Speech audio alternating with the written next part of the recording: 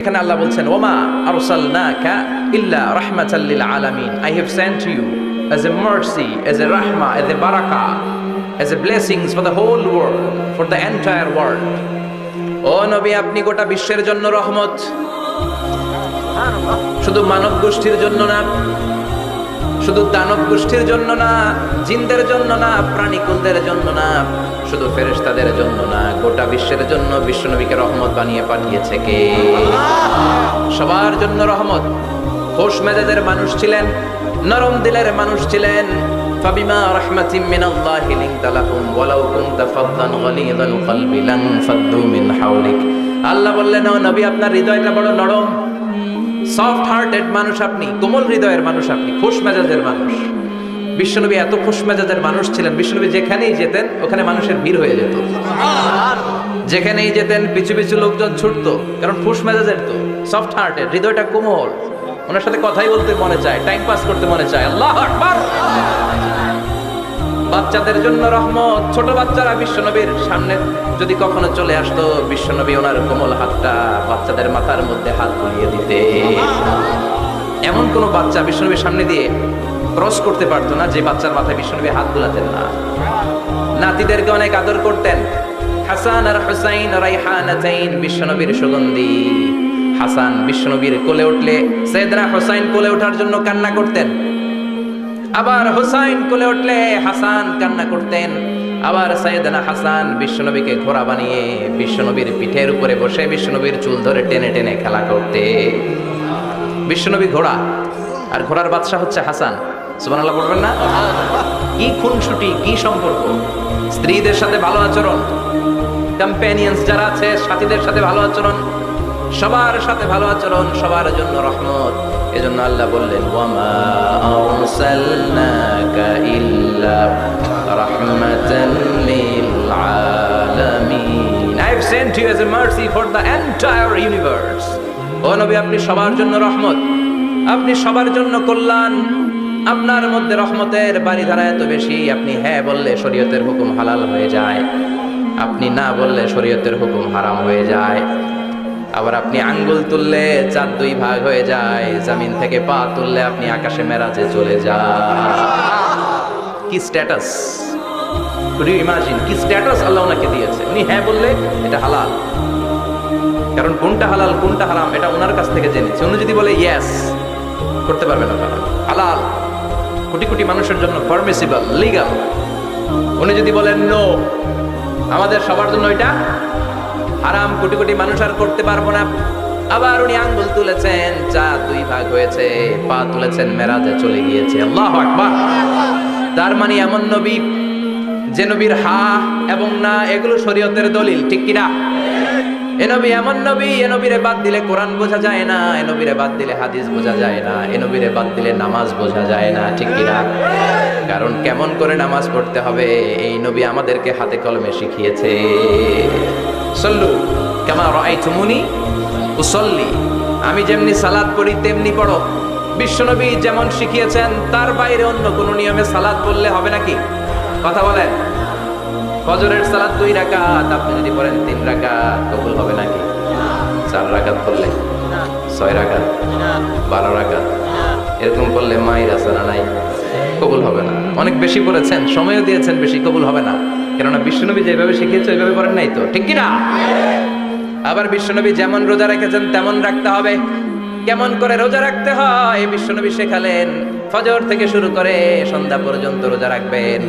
আপনি সকাল থেকে শুরু করে আসর পর্যন্ত রেখে আসরের পর ইফতারি করলে হবে নাকি? কথা বলেন।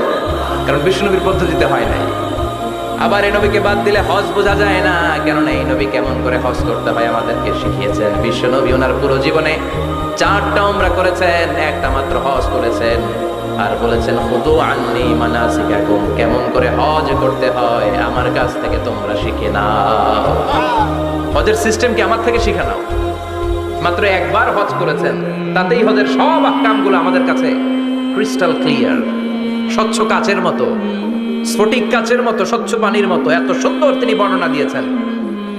এই বর্ণনার উপর ভিত্তি করে লক্ষ লক্ষ মানুষ গোটা বিশ্ব থেকে কাবার প্রান্তরে জমা হয়, ঠিক কিনা? মাসাবাতান লিন্নাসি ওয়া আমনা, গোটা বিশ্বের মানুষের মিলন কেন্দ্র। আপনি যখন মসজিদুল হারামে যাবেন, মসজিদে নববীতে যাবেন, দেখবেন আজান হয়ে গেলে লক্ষ লক্ষ মানুষ কাবার দিকে ছুটে, ঠিক কি না? আজান হওয়ার সাথে সাথে শারে আল হিজরা দিয়ে, জারওয়াল দিয়ে, গাজ্জা দিয়ে, আজিয়াদ রোড দিয়ে পঙ্গপালের মতো মানুষগুলো কাবা কেন্দ্রিক হতে শুরু করে। কারণ কাবা হচ্ছে অ্যাসেম্বলি পয়েন্ট, গ্যাদারিং পয়েন্ট, এটা মিলন কেন্দ্র। এই কাবাকে কেন্দ্র করে প্রতিদিন লক্ষ লক্ষ মানুষের মিলন মেলা বসে, চিল্লায় বলেন ঠিক কিনা? কেমন করে হজ পালন করবেন বিশ্বনবী শেখালেন, কারণ বিশ্বনবীরে বাদ দিলে হজ বোঝা যায় না। তার মানে বুঝলাম উনি হ্যাঁ বললে হালাল, না বললে হারাম। উনারে বাদ তো কোরআন বাদ, উনি বাদ তো হাদিস বাদ, কথা বলেন। উনি বাদ তো নামাজ বাদ, উনি বাদ তো রোজা বাদ, উনি বাদ তো হজ বাদ। এজন্য উনারে বাদ দিলে কোরআন বোঝা যায় না, নামাজ বোঝা যায় না, উনারে বাদ দিলে হজ বোঝা যায় না। তাই ওনার সাথে যারা বেয়াদবি করবে ওদেরকেও এমনি এমনি ছেড়ে দেয়া যায় না। বিশ্বনবীর সাথে যদি বেয়াদবি করে এটা অনেক বড় ধরনের বেয়াদবি, এটা রাষ্ট্রীয় আইন করে ওকে শাস্তি দিতে হবে, ঠিক কিনা? বিশ্বনবীর বিরুদ্ধে যদি ব্লগে কিছু লিখে, কেউ ব্লগ লিখে, বিশ্বনবীর পারিবারিক জীবন নিয়ে যদি কেউ কটু কথা বলে, বাজে মন্তব্য করে, বিশ্বনবীর ব্যাপারে যদি শাহবাগের চত্বর থেকে, প্রজন্ম চত্বর থেকে কোনো কথা বলে, ওই বেয়াদব গুলারে ফাঁসির রশিতে ঝুলানোর দরকার আছে না নাই? Very sensitive issue. বিশ্বনবীর সম্মান গোটা উম্মার সম্মান, কারণ বিশ্বনবী বাদ তো পুরো ইসলাম বাদ। এজন্য আমার নবীর বিরুদ্ধে কথা বললে ওর সাথে আমাদের কোনো কথা নাই, চিল্লায় বলেন ঠিক কিনা? এই সেন্সিটিভ ইস্যুতে আমরা সবাই এক। এখানে জামাত ইসলাম নাই, হেফাজত ইসলাম নাই, তাবলীগ নাই, আলিয়া নাই, কওমি নাই। বিশ্বনবীর সাথে বেয়াদবি করলে ওগুলোকে রাষ্ট্রীয়ভাবে ফাঁসি দেওয়ার দরকার, শাস্তি দেওয়ার দরকার আছে না নাই? সবাই একমত? এই বেয়াদবগুলোর সাথে আমাদের কোনো সম্পর্ক নাই, চিল্লায় বলেন ঠিক কিনা? এই বেয়াদবগুলো যদি নবীর ব্যাপারে আর কিছু বলে সবাই মাঠে নামতে রাজি আছেন তো? এদের বিরুদ্ধে মুষ্টিবদ্ধ হাত নিয়ে ময়দানে থাকতে রাজি আছো তো মুসলমান? যারা কারা রাজি হাত তুলে আল্লাহর দেখা।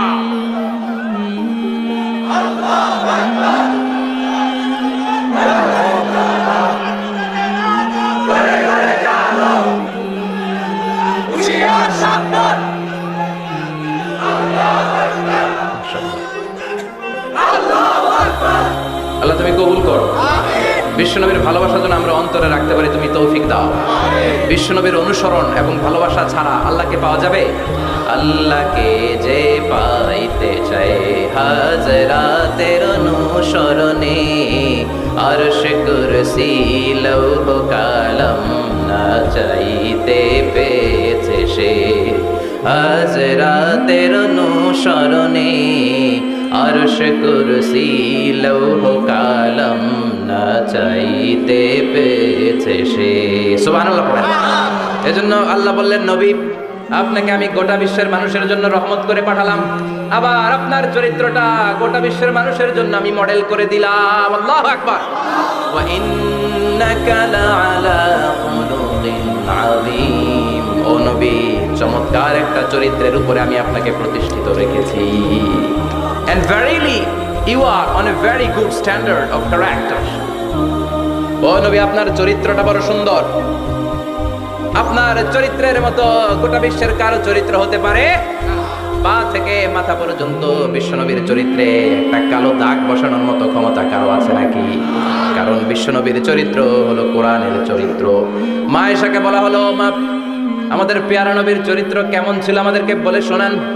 মা আয়েশা বললেন, ও সাহাবীরা, বিশ্বনবীর চরিত্র ছিল কোরআনের চরিত্র। কানা খুলুকুহু আল কোরআন। বিশ্বনবীর চরিত্র ছিল কোরআনের চরিত্র। পুরো কোরআনে 30 পারাতে থিওরিটিক্যালি যা বলে শোনানো হয়েছে, বিশ্বনবীর জীবনীতে চরিত্রে প্র্যাকটিক্যালি ওই সব কিছু করে দেখানো হয়েছে। পুরো কোরআনে 30 পারাতে থিওরিটিক্যালি যা বলা, বিশ্বনবীর চরিত্রে প্র্যাকটিক্যালি সেটা করে দেখানো। সুবহানাল্লাহ বাড়িতে দে বলে। আবার বিশ্বনবীর আরেক স্ত্রী উম্মে সালামা বলতেন, ইনদামা ইয়ামশি রাসূলুল্লাহি আলাল আরদি কাআন্নাল কুরআনা ইয়ামশি আলাইহি। যখন বিশ্বনবী রাস্তার উপর দিয়ে হেঁটে যেত, মনে হয় কোরআন শরীফটা রাস্তার উপর দিয়ে হেঁটে হেঁটে যায়। কোরআনুল কারীম রাস্তা দিয়ে হেঁটে হেঁটে যাচ্ছে, মনে হচ্ছে যে এটা বিশ্বনবী নয়, এটা জীবন্ত কোরআন। পড়েন আল্লাহু আকবার। এজন্য এই নবীকে আল্লাহ এমন স্ট্যাটাস দিয়েছেন, পৃথিবীর কোন নবীকে তেমন স্ট্যাটাস দিয়েছে নাকি? এই নবীকে আল্লাহ এমন মর্যাদা দিয়েছে, গোটা বিশ্বের কাউকে এমন মর্যাদা দিয়েছে নাকি? এমন কিছু গুণাবলী ক্যারেক্টারিস্টিক্স আল্লাহ বিশ্ব নবীকে দিয়েছে, পৃথিবীর কোন নবীকে সেগুলো দেয় নাই। সুবহানাল্লাহ। খুশি না বেজা? খুশি তো সবাই। কি দিয়েছেন, কি স্পেশাল এক্সট্রা স্ট্যাটাস আল্লাহ তাআলা বিশ্ব নবীকে দিয়েছেন আমরা শুনি। এক নাম্বার স্ট্যাটাস হলো সাহিবু শাক্কি সাদর। বিশ্ব নবীর সিনা চাক হয়েছে, পৃথিবীর কোন নবীর সেটা হয় নাই। সুবহানাল্লাহ। দুইবার হয়েছে এটা বিশ্ব নবীর জীবনে। হালিমাতুস সাদিয়ার বাড়িতে যখন দুধ পান করতে গিয়েছিল তখন হয়েছিল, আবার মেরাজের রাতে হয়েছিল। উম্মে হানির ঘর থেকে চলে সাইয়েদনা জিবরাইল বিশ্ব নবীকে হাতিমে কাবায় শুইয়ে দিলেন। এরপর গলার নিচ থেকে শুরু করে নাভি পর্যন্ত বুকটা কেটে ফেললেন, বিশ্ব নবীর হৃদয়টাকে বের করলেন, জামজামের পানি দিয়ে ধৌত করলেন, আবার পেটের ভেতরে হৃদয়টাকে ঢুকিয়ে দিলেন। দিস ইজ কল্ড শাক্কে সাদার। উর্দু ফার্সিতে বলে সিনা চাক, ইংরেজিতে বলে ওপেন হার্ট সার্জারি। সুবহানাল্লাহ পড়বেন না? আমাদের অনেকের ওপেন হার্ট সার্জারি হয় না, গলা থেকে নাভি পর্যন্ত কাটা, সেলাই করে দিলে আবার বাঁচে। এটা বিশ্বনবীর সিনা চাক থেকে আবিষ্কার হয়েছে। পড়েন আল্লাহু আকবার। যে সমস্ত সাহাবারা বিশ্বনবীকে খালি গায়ে দেখেছে, উদম গায়ে দেখেছে, তারা বর্ণনা করেছে দুইটা কাপড় মাঝখান দিয়ে সেলাই করলে যেমনি দাগ দেখা যায়, আমরা বিশ্বনবীর গলা থেকে নাভি পর্যন্ত এরকম সেলাইয়ের দাগ দেখতে পেয়েছি। শাক্কুস সাদর, special status of the last passenger Muhammad সাল্লাল্লাহু। আর কোন নবীকে আল্লাহ এটা দেয় নাই। খুশি না বেজা? আবার উনি হলেন সাহিবুল মেরাজ। ওনার মেরাজ হয়েছে, আর কোন নবীর হয়েছে নাকি? কথা বলেন। বিশ্বনবীর হৃদয়টা বড় ভাঙা, কলিজার টুকরা স্ত্রী খাদিজা নাই, যাকে সবচেয়ে ভালোবাসতেন, সবচেয়ে প্যার করতেন, যাকে মহব্বত করতেন। এবং সাইয়েদাতুনা খাদিজার জন্য বিশ্বনবী মা আয়েশাকে ধমকও দিয়েছেন।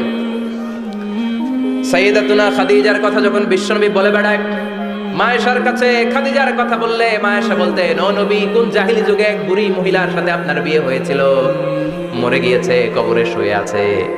ওই মহিলার পরে কত সুন্দরী সুন্দরী নারীরা আমরা আপনার ঘরে আসলাম, তারপরে ওই বুড়ির কথা আমাদেরকে বলেন কেন, ওই বুড়ির কথা শোনান কেন? বিশ্বনবী রেগে গেলেন। সাইয়েদাতুনা খাদিজাকে বুড়ি বলার কারণে বিশ্বনবী মা আয়েশার চোয়ালটা এইভাবে চেপে ধরেছে। কোনোদিন স্ত্রীর গায়ে হাত তোলেননি, শুধু এই একবার খাদিজাকে বুড়ি বলার কারণে মা আয়েশার থুতনি চেপে ধরেছিলেন। আল্লাহু আকবার। আবার বিশ্বনবী বলতেন, রুজিকতু হুব্বাহা, খাদিজার ভালোবাসা আল্লাহ আমার হৃদয়ে ঢুকিয়ে দিয়েছে। আবার বিশ্বনবী দোয়া করলে বলতেন, ও আল্লাহ, ওই কিয়ামতের ময়দানে যেদিন বন্ধু বন্ধুরে চিনবে না, বাবা ছেলেরে চিনবে না, মা তার মেয়েরে চিনবে না, পীর সাহেব মুরিদরে চিনবে না, মুরিদ পীর সাহেবরে চিনবে না, ওই কঠিন দিনে যেন আমি আমার কলিজার টুকরা খাদিজারে ভুলে না যাই, ওই কঠিন দিনে আমি যেন আমার খাদিজারে চিনতে পারি। সুবহানাল্লাহ। তার মানে ভালোবাসা বেশি না কম? সাইয়েদাতুনা খাদিজা ইন্তেকাল করলেন জাবালে হাজুনের পাশে, ওনার কবর। যারা হজ উমরা করতে গিয়েছেন দেখেছেন না, মক্কায় একটা কবর আছে, এটা মাকবারাতুল মা'লা, মা'লা, কিন্তু এটারে বাংলাদেশিরা বলে জান্নাতুল মুআল্লা। কি বলে? এটারে জান্নাতুল মুআল্লা বলবেন না, কারণ এই কবরস্থানে অনেক কাফির মুশরিকেরও কবর আছে, তো ওদের কবরস্থান কি জান্নাত হতে পারে? এটাকে মাকবারা বলবেন। মাকবারা মা'লা বা মুআল্লা, আর মদিনায় হচ্ছে মাকবারাতুল বাকিয়া। মুআল্লা কবরস্থান মক্কায়, আর বাকি কবরস্থান মদিনায়। এর পাশে বিশাল এক পাহাড়, হেরেম শরীফ থেকে দেখা যায় জাবালে হাজুন, এর পাদদেশে বিশ্বনবী নিজ হাতে সাইয়েদাতুনা খাদিজাকে কবর দিয়েছেন। কবর দিয়ে সবাই চলে যায়, বিশ্বনবী যায় না। দাঁড়িয়ে দাঁড়িয়ে কাঁদতে লাগলেন। সাইয়েদনা আবু বকর বলে, নবী চলেন ঘরে ফিরে যাই। বিশ্বনবী বললেন, তুমি যাও, আমি যাব না।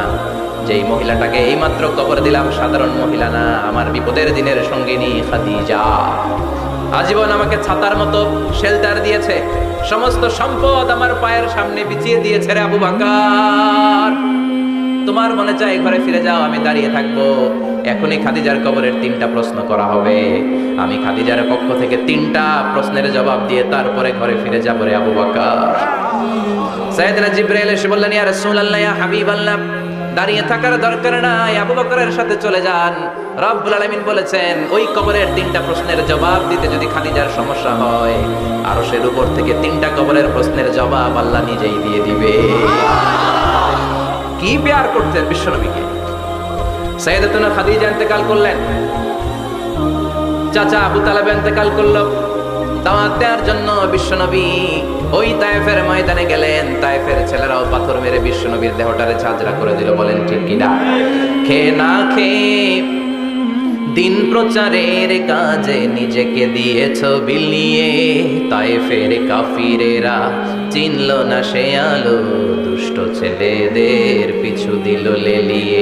পাথরের আঘাতে ক্ষত বিক্ষত হয়ে সারা শরীর থেকে রক্ত ঝরে। হে রাসূল তোমাকে ভুলি আমি কেমন করে, হে রাসূল তোমাকে ভুলি আমি কেমন করে। ঠিক কিনা? খাদিজা নাই, আবু তালেব নাই, তায়েফে যে মার খেয়ে আসলেন, অন্তরটা একেবারে ভাঙা, আর মন বসে না, কিচ্ছু ভাল লাগে না। বিশ্বনবীর মনের ভেতরে হাহাকার। বিশ্বনবীর মনে হলো ডানে বায়ে দুনিয়ায় আমার মনে হয় কেউ নাই। বিশ্বনবী দুনিয়ায় বসে কষ্ট পায়, আরশের উপর থেকে এগুলো দেখে কে? আল্লাহ প্ল্যান করছেন কেমন করে আমার বন্ধুর মনটারে ভালো করা যায়। বিশ্বনবীকে স্পেশাল সারপ্রাইজ দেওয়ার জন্য আল্লাহ প্ল্যান করলেন। জিব্রাইল ডেকে বললেন, ও জিব্রাইল, আমার পেয়ারা নবীকে স্পেশাল সারপ্রাইজ দিব, কিন্তু এই সারপ্রাইজের গিফটটা তোমার হাত দিয়ে আমি দিতে চাই না, তুমি দিয়ে আসলে হবে না। আমার পেয়ারা নবীকে দুনিয়া থেকে টান দিয়ে আমার আরশের উপরে নিয়ে আসো। সাহিবুল মিরাজ, যেই নবীর মেরাজ হয়েছে আর কোন নবীর হয় নাই। এই মেরাজ করতে যে কত কাণ্ড, কত প্ল্যান প্রোগ্রাম, আল্লাহ টাইমের স্পিডকে আল্লাহ থামিয়ে দিলেন। মক্কা থেকে উঠিয়ে বিশ্বনবীকে এক মরুভূমিতে রাখা হলো রাতে। বললেন দোয়া করেন। দোয়া করে বিশ্বনবী বললেন, ভাই জিব্রাইল, এটা কোন জায়গা, কোথায় দোয়া করব? সাইয়েদনা জিব্রাইল বলেন, নবী কিছুদিন পরে এই জায়গায় আপনি হিজরত করে আসবেন, এই জায়গার নাম ইয়াসরিব, মদিনা। দোয়া করলেন। আবার সেখান থেকে তুলে এক পাহাড়ে রাখা হলো। নবী দোয়া করেন। দোয়া করে নবী বললেন, এটা কোন পাহাড়? অন্ধকার, আমি তো কিছু চিনি না। সাইয়েদনা জিব্রাইল বললেন, নবী এটা সাধারণ পাহাড় নয়, এই পাহাড়ের কথা আল্লাহ কোরআনে বলেছেন, এই পাহাড়ের কসম আল্লাহ কোরআনে খেয়েছেন। এই পাহাড়টা হলো আপনার ভাই মুসার পাহাড়, তুর পাহাড়। তুর পাহাড়ে তিনি দোয়া করলেন। কত কিছু করে বিশ্বনবীকে আল্লাহর আরশে নিয়ে যাওয়া হলো। সাহিবুল মিরাজ। বিশ্বনবী ছাড়া আর কোন নবীর কি এরকম মেরাজ হয়েছে? সবাই বলেন হয়েছে।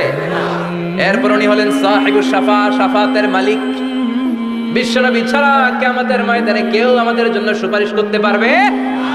পাগল হয়ে যাব আমরা। সূর্যটা মাথার কাছে, ক্ষুধায় তৃষ্ণায় জিহ্বাটা কুকুরের মতো বের হয়ে ঝুলতে থাকবে।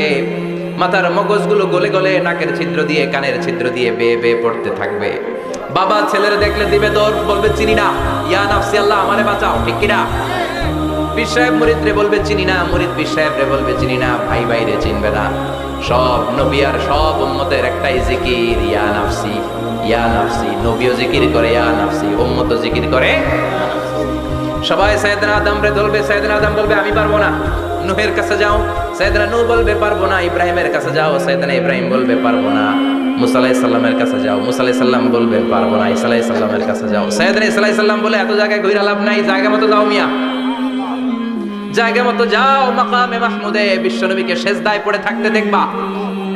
ওই নবী ছাড়া আজকের এই ভয়ঙ্কর আমাদের সবার বিপদের দিন। এই বিপদের দিনে আল্লাহর সামনে দাঁড়িয়ে কথা বলার মতো সাহস আজকে কারো নাই। বিশ্বনবী কাঁদতে থাকবেন, সেজদায় পড়ে কাঁদবেন। সবার জিকির ইয়া নাফসি, ইয়া নাফসি। বিশ্বনবীর জিকির ইয়া উম্মতি। কাঁদতে কাঁদতে নবী আমার বেহুশ। সবাই বিশ্বনবীর চারদিকে দাঁড়িয়ে থাকবে গোল হয়ে। আমার নবী মাকামে মাহমুদে সেজদায় পড়ে থাকবে। বিশ্বনবীর কান্না দেখে আল্লাহর সহ্য হবে না। আল্লাহ বলবে, না নবী ইরফা রাসাক, মাথা উঠান, আর সইতে পারি না। সাল তোতা, এবার চান, কি লাগবে আপনার সব দেব। ওয়াশফা তুশাফা, যার জন্য সুপারিশ করবেন তাকেই জান্নাত দিয়ে দেব। বিশ্বনবী বলেন, লিকুল্লি নাবিয়িন দাওয়া মুস্তাজাবা। সব নবীর দুনিয়াতে একটা স্পেশাল দোয়া ছিল, এটাকে বলে দাওয়া মুস্তাজাবা। এই দোয়াটা করলেই কবুল করে নিয়েছে কে? আল্লাহ। সব নবীর ওই দোয়াটা দুনিয়াতেই করেছেন, শুধুমাত্র কেবলমাত্র বিশ্বনবী তার স্পেশাল দোয়াটা আজ পর্যন্ত এখন পর্যন্ত করে নাই। বিশ্বনবী বলেন, ওয়া ইন্নী আখতাবিউ দাওয়াতি শাফাআতান লি উম্মতি ইয়াউমাল কিয়ামাহ। আমি আমার দোয়াটা, আমি আমার স্পেশাল সাপ্লিকেশনটা কিয়ামতের দিন কঠিন মুসিবতের কালে তোমরা যখন বিপদে পড়ে যাবা, আমার স্পেশাল দোয়াটা ওই দিন করে আমি তোমাদের সুপারিশ করে জান্নাতে পাঠায়া দেব। সাহিবুস শাফাআ, বিশ্বনবী ছাড়া কথা বলার মতো ক্ষমতা, স্পর্ধা, সাহস সেদিন কারো থাকবে না। চিৎকার করে বলেন ঠিক কিনা? আবার উনি সাহিবুল কাউসার, উনি কাউসারের মালিক। আল্লাহ ওনাকে কাউসার দিবেন। অন্য নবীদেরও দিছে না? কথা বলে, কাউসার দিয়েছে। কি মজার পানি! আহলা মিনাল আসাল, মধুর চাইতেও মিষ্টি। সুইটার দেন হানি, মধুর চাইতেও মিষ্টি। আব্রাদু মিনাস সালজ, বরফের চাইতেও ঠান্ডা। আবিয়াদু মিনাল লাবান, দুধের চাইতেও সাদা। এক ঢোক যে পান করবে আজীবনের জন্য তৃষ্ণা চলে যাবে। সাহিবুল কাউসার। তৃষ্ণার চোটে আমরা পাগল পারা হয়ে বিশ্বনবীর কাউসারের দরবারে যাব।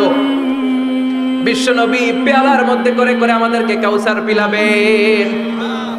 এই কাউসারের ক্ষমতাও রব্বুল আলামিন পৃথিবীর কোন নবীকে দেন নাই। সব নবীরাও বিশ্বনবীর কাছে চেয়ে চেয়ে কাউসার সেদিন খাবে। সুবহানাল্লাহ পড়বেন না?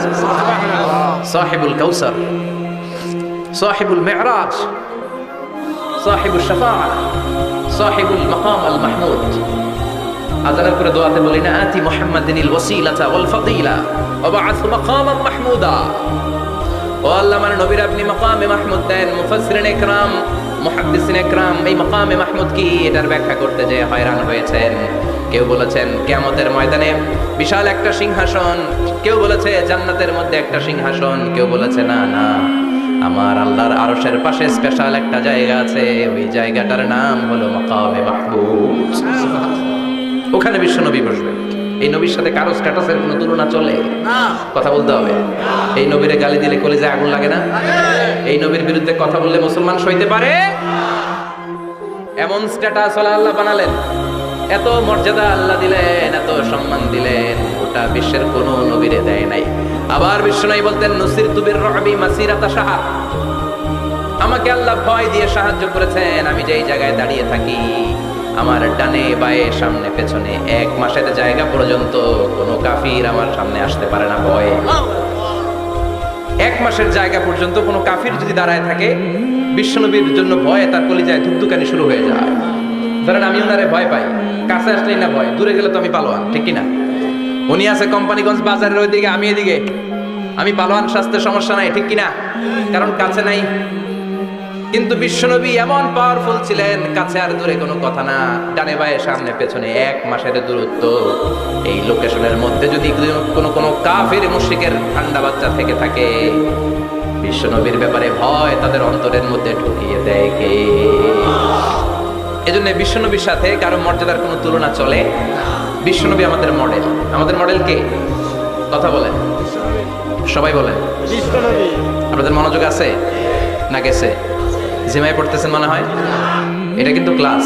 আমি সবসময় বলি আমার আলোচনা ক্লাসের মতো মনে করবেন, because I consider all the sitting person in front of me, beside me as a student. আমি যখন কথা বলি সবাইকে আমি স্টুডেন্ট ভাবি, আমাকে শিক্ষক ভাবি। আমার আগে যিনি কথা বলেছেন তখন উনি ছিলেন আমাদের শিক্ষক, আমার পরে কেউ বললে উনি শিক্ষক, আমরা ছাত্র, ঠিক কিনা? কোরআনের ছাত্র হয়ে বাঁচলেও লাভ, মরলেও লাভ, ঠিক কিনা? হাতি মরলেও লাখ টাকা, ঠিক কিনা? কোরআনের স্টুডেন্ট বাঁচলেও লাভ, কোরআনের ছাত্র হয়ে মরলেও। এজন্য শেষ পর্যন্ত মনোযোগের সাথে কথাগুলো শুনতে হবে জীবন পরিবর্তন করার জন্য। রাজি আছেন তো? ঘুমে ধরে নেই তো? কষ্ট হলে আমাকে জানাবেন। কষ্ট হচ্ছে না তো? তাকবীর পড়েন, লিল্লাহে তাকবীর, লিল্লাহে তাকবীর। বিশ্বনবী আমাদের মডেল, ঠিক কিনা? সবাই একমত? দ্বিমত নাই কেউ? অন্য কেউ আমাদের মডেল নাই? শাহরুখ খান, আমির খান, সালমান খান, হিরো আলম। ব্যাপার কি? হিরো আলমের কথা শুনে এত হাসি কেন? মডেল না সে? কেউ আমাদের মডেল না। আমাদের মডেল হচ্ছে বিশ্বনবী, ঠিক কিনা? এজন্য আসুন বিশ্বনবীর জীবনী থেকে কিছু মেসেজ আমরা নিই, কিছু শিক্ষা আমরা নিই, যাতে করে জীবনটাকে এনলাইটেন করা যায়, আলোকিত করা যায়। আমরা এই মাহফিলগুলোতে এসেছি আলোকিত হতে, নাকি? আলোকিত মানুষ হয়ে ফিরে যাব। এসে কিছু স্লোগান দিব, হুজুরের চেহারা দেখবো, হুজুরের সাথে মুসাফা করার জন্য, নো নো ওয়ে। এগুলোর জন্য মাহফিল নয়। Consider this programme as a class, as a seminar. স্পিকাররা আসবে, কোরআন সুন্নাহর আলোকে কথা বলবে, এগুলো আমরা শুনবো, নোট ডাউন করব, মানার চেষ্টা করব, ঠিক কিনা? মানতে রাজি আছেন তো? সবাই রাজি? সবাই আল্লাহ তুমি কবুল করো আমিন। আজকে বিশ্বনবীর জীবনী থেকে 3টা কথা শুনবো। এই 3টা কথা শুনে মানার চেষ্টা করব, তারপর আমরা একসাথে বিদায় নিব, পড়েন ইনশাআল্লাহ। ইনশাআল্লাহ। প্রথমে জানবো আমার নবী দেখতে কেমন ছিলেন। জানতে মনে চায় না? চাঁদের চেয়ে সুন্দর ছিলেন, ঠিক কি না?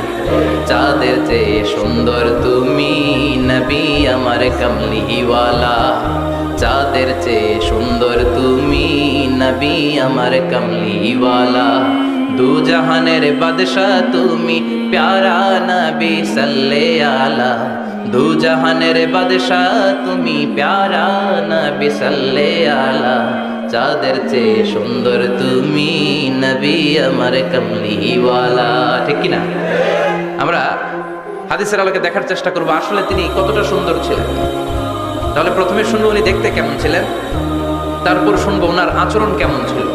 দেখতে কেমন ছিলেন মানে বাহিরটা কেমন, আর আচরণ মানে ভিতরটা কেমন, ঠিক কি না? 3 নম্বরে আমরা শুনবো ওনার মেধা, বুদ্ধি, ইন্টেলেকচুয়াল ক্যাপাসিটি কেমন ছিল। কষ্ট হয়ে যাচ্ছে না তো? আলোচনা কঠিন মনে হচ্ছে? তাহলে প্রথমে শুনবো ফিজিক্যাল ক্যারেক্টারিস্টিক্স, তারপরে শুনবো বিহেভিয়ারিয়াল ক্যারেক্টারিস্টিক্স, এন্ড ফাইনালি আমরা শুনবো ইন্টেলেকচুয়াল ক্যারেক্টারিস্টিক্স। প্রথমে শুনবো দেখতে কেমন, তারপরে শুনবো আচরণ কেমন, এরপরে শুনবো বুদ্ধি কেমন। পড়েন ইনশাআল্লাহ। ইনশাআল্লাহ। শুনতে রাজি আছেন তো? প্রথম পয়েন্টে আমরা শুনবো আমার নবী দেখতে কেমন ছিলেন। বিশ্বনবী ঈসা ইসলাম দেখতে অনেক সুঠাম একজন মানুষ ছিলেন, শক্তিশালী একজন পুরুষ ছিলেন, অসাধারণ একজন পার্সোনালিটি ছিলেন, ঠিক কিনা? উনি এত শক্তিশালী ছিলেন, বিশ্বনবী বলতেন আমার ডান হাতের ভেতরে আল্লাহ জান্নাতের 40 জনের শক্তি ঢুকিয়ে দিয়েছে। উনি মক্কার সবচেয়ে বড় কুস্তিগির রুকানাকে ধরে মাটিতে 3 বার আছাড় মেরেছেন। শক্তি বেশি না কম? সুবহানাল্লাহ পড়বেন না? বিশ্বনবীর এই বুকটা ছিল উঁচু, পেটটা ছিল চাপা, 6 প্যাক। কয় প্যাক? আপনাকে কয় প্যাক? আমার কয় প্যাক? বিশ্বনবীর 6 প্যাক। তবে শেষকালে একটু গায়ে গোশত বেড়ে গিয়েছিল, কিন্তু ইয়াং অবস্থায় 6 প্যাক। এই মুরাদনগরে জিমনেশিয়াম নাই? আছে? ইয়াং ছেলেরা দেখবেন তারা ডায়েট করে, they are on diet in order to keep fit. Keep fit, always fit থাকবা মিয়া। যৌবনকে ধরে রাখতে হবে, ঠিক কিনা? কারণ যুবকরা যদি ভালো পথে চলে, ভালো থাকবে বাংলাদেশ। যুবক যদি পথ হারায়, হায় হায় করবে বাংলাদেশ, ঠিক কিনা? যুবকদের মধ্যে আছে প্রাণ ঢালা শক্তি আর উচ্ছ্বাস, তাদের গায়ের রক্ত গরম, তারা চাইলে অনেক কিছু করতে পারে। এই যে কিছুদিন আগে কোটা বিরোধী আন্দোলন হলো, নিরাপদ সড়ক চাই আন্দোলন হয়েছে না? আমি অবাক হয়েছি, আমি মালয়েশিয়াতে ছিলাম, ছোট্ট ছোট্ট ছেলে মেয়েরা কেমন করে রাস্তায় চলতে হয়, দুঃখজনক হলেও সত্যি আমাদের পুলিশ পোশাকি বাহিনী করে দেখাইতে পারে নাই। ছোট্ট ছোট্ট শিশুরা আমাদেরকে লজ্জিত করেছে, চিৎকার করে বলেন ঠিক কিনা? কিন্তু এত সুন্দর ইনিশিয়েটিভ নেয়ার পরে আমাদের পক্ষ থেকে যে আচরণ পাওয়ার কথা ছিল এটা তারা পায় নাই। কথা বলেন। কিছুদিন আগে নোয়াখালী বিজ্ঞান ও প্রযুক্তি বিশ্ববিদ্যালয়ে আমি দেখে অবাক, সেখানকার যুবকরা ইনিশিয়েটিভ নিয়েছে যে হাজার হাজার ছেলে মেয়েরা ভর্তি পরীক্ষা দিতে আসবে, এদেরকে আমরা ফ্রিতে খাওয়াবো, ফ্রিতে থাকতে দেব। নোয়াখালী করে গালি দিয়েন না, আগে আগের মতো করে দেখা। অসাধারণ কাজ করেছে, গোটা বিশ্ব দেখেছে, ঠিক কিনা? কুমিল্লার সন্তানরাও পারে, চট্টগ্রামের ছেলেরাও পারে, বরিশালের ছেলেরাও পারে। যুবকদেরকে শুধু এক হতে দেয়া দরকার। যুবকরা যদি এক হতে পারে তাহলে সমাজে আর কোনো অন্যায় অনাচার থাকতে পারে না। বিশ্বনবী যখন যুবক একটা সংগঠন করেছিলেন, নাম হালাফুল ফুদুল। হালাফুল ফুদুল করেছিলেন, ওনার বয়সের 15-20 বছরের সবাইকে এক প্ল্যাটফর্মে নিয়ে এসেছেন, হাতে হাত রেখে শপথ করেছেন, দে টুক অ্যান ওথ, কোনো টেন্ডারবাজি চলবে না, চাঁদাবাজি চলবে না, মাস্তানি চলবে না, ইফটিজিং চলবে না, মেয়েদের অন্য ধরে টানাটানি চলবে না, খাদ্যে ভেজাল চলবে না, ওজনে কম চলবে না, অন্যায়গুলো সমাজ থেকে দূর করে দিতে হবে। চিৎকার করে বলেন ঠিক কিনা? এজন্য যুবকরা যদি ইসলাম মানে ভালো থাকবে বাংলাদেশ, যুবকরা যদি কোরআন মানে নিরাপদে থাকবে আমার লাল সবুজের পতাকা। এজন্য যুবকদেরকে সংঘবদ্ধ হতে হবে, যুবকদের জন্য ইসলাম প্র্যাকটিস করার সুযোগ আমাদের জন্য বাড়াইতে হবে। এজন্য যুবক ভাইয়েরা অলওয়েজ কিপ ফিট, ফিট থাকবা, এক্সারসাইজ করবা, খেলাধুলা করবা, জিমনেশিয়ামে যাবা। কারণ আল মুমিন আল কবি খায়রুম মিনাল মুমিন আদ দাঈফ। বিশ্বনবী বলেছেন শক্তিশালী মুমিন দুর্বল মুমিনের চাইতে আল্লাহর কাছে অনেক বেশি প্রিয়। সুবহানাল্লাহ। কারণ আমরা যারা দুর্বল, জিহাদের ময়দানে আমরা এক দৌড় দিয়া বেহুশ, ঠিক কিনা? এই যে 71 সালে পাক হানাদার বাহিনীদের সাথে যুদ্ধ করছে কি বুড়া মানুষেরা? না, আমার দামাল ছেলেরা, যুবক ভাইয়েরা। বিশ্বনবী সাল্লাল্লাহু আলাইহি ওয়াসাল্লাম অলওয়েজ ফিট থাকতেন।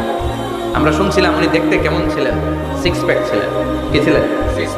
সিক্স প্যাক বুঝুন তো, এখানে 6টা প্যাক থাকে, মুরব্বীরা কেন বুঝি না। আচ্ছা, 6টা প্যাক মানে খুবই স্ট্রং, খুবই স্ট্রং ছিলেন। সুবহানাল্লাহ পড়েন। ওয়া কানা কাফফুহু আলিয়ানু মিনাদ দিবাজ। বিষ্ণুবীর হাত, এই হাতের তালু রেশমের কাপড়ের চেয়ে বেশি সফট ছিল। Softer than silk, softer than silk, সিল্কের চাইতে বেশি সফট। সিল্কের কাপড় চিনেন না, জর্জেটের কাপড়, ধরতে কোমল লাগে, মোলায়েম লাগে। বিষ্ণুবীর হাতের তালু এর চাইতে মোলায়েম।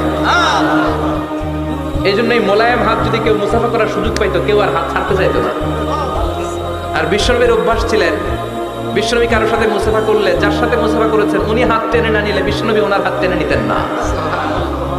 আল্লাহু আকবার পড়বেন না? কি অসাধারণ ব্যক্তিত্ব ছিল, হাতের তালু ছিল সফটার দ্যান সিল্ক। ওয়া কানা রাবাআতাম মিনাল কওম লাইসা বিত-তাবিল ওয়ালা বিল কাসীর। বিষ্ণুবী দেখতে একজন মাঝারি গড়নের লোক ছিলেন, খুব লম্বাও না, খুব খাটোও না।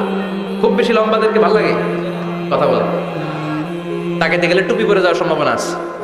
খুব খাটো যারা, এদেরকেও কিন্তু দেখতে অতটা ভালো লাগে না। বিষ্ণুবী ছিলেন ব্যালেন্সড, মাঝারি ধরনের। লাইসা বিত-তাবিল ওয়ালা বিল কাসীর। কিভাবে আল্লাহ চুজ করেছেন ওনার প্যারা হাবিবকে, পড়েন সুবহানাল্লাহ। ওয়া কানা আযহারাল লাউন, ফর্সা রঙের মানুষ ছিলেন, ব্রাইট কালার। কি কালার? Bright colour. সিভি যারা লিখেন কারিকুলাম ভিটা, ওখানে স্কিন কালার লিখতে হয়। আপনি কি ফর্সা না কালো? কালো হলে ব্ল্যাক কালার, ফর্সা হলে ব্রাইট কালার। বিষ্ণুবী ছিল ব্রাইট কালার, ফর্সা রঙের মানুষ। কতটা সুন্দর ছিলেন! অনেকে বলে সাইয়েদনা ইউসুফ আলাইহিস সালাম বেশি সুন্দর। না না, বিশ্বনবী সাইয়েদনা ইউসুফ আলাইহিস সালামের চেয়ে অনেক গুণ বেশি সুন্দর ছিলেন। বিশ্বনবী বলতেন আনা মালিহুন ওয়া আখি ইউসুফ সাবিহুন। আমি বিশ্বনবী মালিহ। আলেম যারা আছেন উত্তর দেন আরবিতে। মিলহুন মানে কি? লবণ। তার মানে মালিহ মানে লাবণ্যময়। বিশ্বনবী লাবণ্যময় সুন্দর ছিলেন, আর ইউসুফ আলাইহিস সালাম সাদা সুন্দর ছিলেন। এদিকে লাবণ্যময়, এদিকে সাদা, কোনটা ভালো লাগবে? কথা কন। তার মানে বিশ্বনবীর গায়ের স্কিন ছিল ব্রাইট কালার, ফর্সা রঙের মানুষ ছিলেন, মাঝারি সাইজের মানুষ ছিলেন, সিক্স প্যাকের মানুষ ছিলেন। ওয়া কুবিদা ওয়া লাইসা ফি রাসিহি ওয়া লিহিয়াতিহি 20 শাআরা বাইদা। ইন্তেকালের আগে দাড়ি আর চুল মিলে 20টা দাড়ি চুলের বেশি পাকে নাই। সুবহানাল্লাহ পড়বেন না? দাড়ি আর চুল মিলে মোট পাকছিল কয়টা? অনেকে বলে হুজুর স্বপ্নের ব্যাখ্যা দেন। কি স্বপ্ন দেখেছেন? তিনি বললেন আমি স্বপ্নে দেখেছি একজন লোক আল্লাহ রাসূলের কবর থেকে উঠে এসেছে, তাই না? উনি জানতে চাচ্ছে যে এটা আল্লাহ রাসূল কিনা। আমি বললাম চেহারা কেমন দেখেছেন? বলে হুজুর আমি দেখলাম ধবধবে সাদা দাড়ি, ধবধবে সাদা চুল। তার মানে উনি কি আল্লাহ রাসূলকে দেখেছে? না, আল্লাহ রাসূলের ধবধবে সাদা চুল ছিল না, ধবধবে সাদা দাড়ি ছিল না। ইন্তেকালের আগে দাড়ি আর চুল মিলে পাকছিল কয়টা? কোম্পানিগঞ্জের ভাইরা মনে থাকবে? দাড়ি আর চুল মিলে পেকেছিল কয়টা? কেমন করে পাকবে? উনি তো জাইতুনের তেল মালিশ করতেন। সুবহানাল্লাহ। এজন্য আল্লাহ কসম করে বললেন ওয়াত-তিনি ওয়াজ-জাইতুনি ওয়া তুরি সিনিন ওয়া হাদাল বালাদিল আমিন। তিন ফলের কসম, জাইতুনের কসম। এই তিন জাইতুন যারা খাবে তাদের দাড়ি চুল সহজে পাকবে না। জাইতুন চিনেন? Olive oil. জলপাই আছে না, আরব দেশের জলপাইকে বলে জাইতুন। তামবুতু বিদ্দিহিনি ওয়া সিবগিল লিল আকিলিন। এটার অনেক কাজ। এটা খাওয়া যায়, মালিশ করা যায়, আবার এই জাইতুনের ডাল ভেঙে মেসওয়াকও করা যায়। বলেন ঠিক কিনা? বিশ্বনবী বলতেন নি'মা সিওয়াকিয়া জাইতুন। জাইতুনের ডালের মেসওয়াক কতই না চমৎকার মেসওয়াক। ফাইন্নাহা সিওয়াকি ওয়া সিওয়াকুল আম্বিয়া মিন ক্বাবলি। কেননা জাইতুনের ডাল আমার মেসওয়াক, আর আমার আগে যত নবী দুনিয়া এসেছে সব নবীরা জাইতুনের ডাল দিয়ে মেসওয়াক করেছে। সুবহানাল্লাহ। এই জাইতুনের তেল আপনার বাজারে পাবেন। অলিভ অয়েল বলে জিজ্ঞেস করলে দিয়ে দিবে। কি অয়েল? এটা দাড়িতে মাখলে দাড়ি পাকে না, দেরিতে পাকে। চামড়ায় লাগালে ম্যাসেজ করলে চামড়ার ভাঁজগুলো পড়বে না, আপনার স্কিন সুন্দর থাকবে। বিশ্বনবী এটা মাখতেন। এজন্য দাড়ি আর চুল তেমন একটা পাকে নাই। আওয়াজ করে পড়তে হবে আল্লাহু আকবার। আল্লাহু আকবার। তুলুশ শাআর ইলা শাহমাতাইল উযুন। এবার শুনি বিশ্বনবীর চুল কেমন ছিল। বিশ্বনবীর চুল মাঝে মাঝে এই কানের লতি বরাবর আসতো। ইলা শাহমাতাইল উযুন, মানে বড় চুল রাখতেন। হেয়ার কাটটা ছিল লং হেয়ার কাট, মাঝে মাঝে কানের লতির মাঝামাঝি, আর কখনো কখনো কাঁধ বরাবর। ইলাল মানকিবাইন, 3 সিস্টেমে রাখতেন, কানের মাঝ, কানের লতি, কাঁধ বরাবর। ইয়াংরা মহা খুশি যে বড় চুল রাখার দলিল পাইছে। সুন্নতের নিয়তে রাখতে হবে, একটা ভদ্র কাটিং হইতে হবে। আর ইউনিভার্সিটি আর স্কুলের স্টুডেন্ট হলে ইউনিভার্সিটির ড্রেস কোড, হেয়ার কাট মেনে চলতে হবে, ঠিক কিনা? আর সুন্নাতের নিয়তে যদি রাখতে চাও, একটা ভদ্রতা থাকতে হবে, একটা সৌন্দর্য থাকতে হবে। ইদানিং অনেক ছেলেরা খুব অদ্ভুত কাটিং দেয়, এই হেয়ার কাটগুলো নিষিদ্ধ। একটা হেয়ার কাট আছে কাযাহ, নাহা রাসূলুল্লাহি আনিল কাযাহ, বিশ্বনবী কাযাহ কাটিং দিতে নিষেধ করেছেন। কাযাহ মানে চুলের কিছু অংশ ট্রিম করে চামড়ার সাথে লাগানো, কিছু অংশ বড় বড়, এরকম আছে না নাই? এটারে আমি বলি ঘোড়া কাটিং। কি কাটিং? ঘোড়া কাটিং। ঘোড়ার মাথায় এরকম লম্বা চুল আছে না নাই? কেউ যদি এখানে থেকে থাকো, মাইন্ড করো না, নেক্সট ডে আর এই হেয়ার কাট নিবা না, ঠিক কিনা? রাজি আছি তো? আমার যুবকরা পছন্দ করে বেশি, আমিও পছন্দ করি ওদেরকে খুব বেশি। ওরা আমার কথা বুঝে বেশি, আমি ওদের হৃদয়ের কথা বুঝি বেশি, এজন্য এগুলো ভালোবেসে বলি। যদি কেউ নিয়ে থাকো এই নিষিদ্ধ হেয়ার কাট, সামনে আর নিবা না, ইনশাআল্লাহ। পড়ো আর জোরে ইনশাআল্লাহ। ওয়া কানা ইউফাররিকু বাইনা শা'রি, চুলের মাঝখানে বিষ্ণুনবী সিঁথি করতেন। আপনারা কাজী নজরুল ইসলামের ছবি দেখেছেন? দেখবেন যে উনি মাঝখানে সিঁথি করতেন। বিষ্ণুনবী এভাবে মাঝখানে সিঁথি করে সিঁথির মাঝখানে আতর ঢেলে দিতেন। কেন ঢেলে দিতেন? যেখানেই সেজদা দিতেন ওই জায়গায় আতরের ঘ্রাণে আমোদ হয়ে যেত। আরিদুস সদর, বুকটা ছিল প্রশস্ত। ওয়া কানা বাইনা কাতিফাইহি খাতামুন নবুওয়া, আর পিঠের মধ্যে কাজিররিল হাজালা, কবুতরের ডিমের মতো একটা মাহরুন নবুওয়া ছিল। উনি যে শেষ নবী, উনি যে প্রফেট, দ্য লাস্ট মেসেঞ্জার, এটা প্রমাণ আল্লাহ সিল মেরা দিছে। বাম দিকের কাঁধে, ডান দিকে না, কোন দিকে? সাহাবারা যারা এটা দেখেছেন তারা বলেছেন যে আমরা দেখেছি এর মধ্যে কিছু চুলও ছিল, একটু লালচে ছিল, একটু উঁচু ছিল। একদিন বিশ্বনবী বললেন, বান্দার কোনো হক আল্লাহ কোনোদিন ছেড়ে দেয় না। আল্লাহর হক আল্লাহ মাফ করে, বান্দার হকের মাফ নাই। যদিও আমি নবী, আমার উপর যদি কোনো হক থাকে বলো, আমি দিয়ে দেব। কোন সাহাবী দাঁড়ায় না। এক সাহাবী দাঁড়িয়ে বললেন, নবী, যুদ্ধের ময়দানে চাবুক চালানোর সময়, লাঠি চালানোর সময় এক কাফেরকে মারতে যেয়ে আপনার লাঠির বাড়ি আমার পিঠের মধ্যে পড়েছে। আপনি যেহেতু এই কেসাসটা আদায় করতে চান, আপনার পিঠে আমি লাঠির বাড়ি মেরে এটারে শোধবোধ করে দিতে চাই। সাইয়েদনা ওমরে ফারুক হাতের জামা এরকম করতে শুরু করছে, আয় এদিকে আয়, তোরে শোধবোধ করাই। বিষ্ণু বললেন, ওমর রাখো, এটা বান্দার হক, মিটাতে দাও। বিষ্ণু বললেন, আসো তুমি এসে আমার পিঠে লাঠি দিয়ে চাবুক দিয়ে বাড়ি মারো। সাহাবী বলে, ও নবী, তখন দুর্ভিক্ষের সময়ের যুদ্ধ ছিল, আমাদের গায়ে জামা ছিল না। যখন আপনি আমার চাবুকটা পিঠের মধ্যে মেরেছেন, আমার পিঠে তখন জামা ছিল না। আপনি যদি যথা নিয়মে কেসাসটা আদায় করতে চান, আপনার জামাটা খুললেন, খালি পিঠের মধ্যে বাড়িটা মারিস। এবার ওমরে ফারুককে ধরে কে?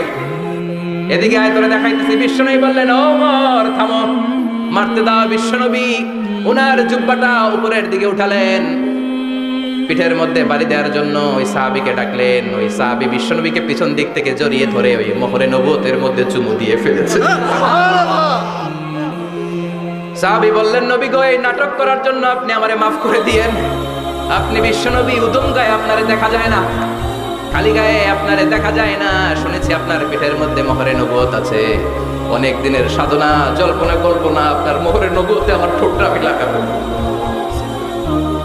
আপনার মোহরে নবুয়তের মধ্যে আমার ঠোঁটটা লাগে, আমার ঠোঁটটারে আমি জাহান্নাম থেকে পরিত্রাণ করাবো।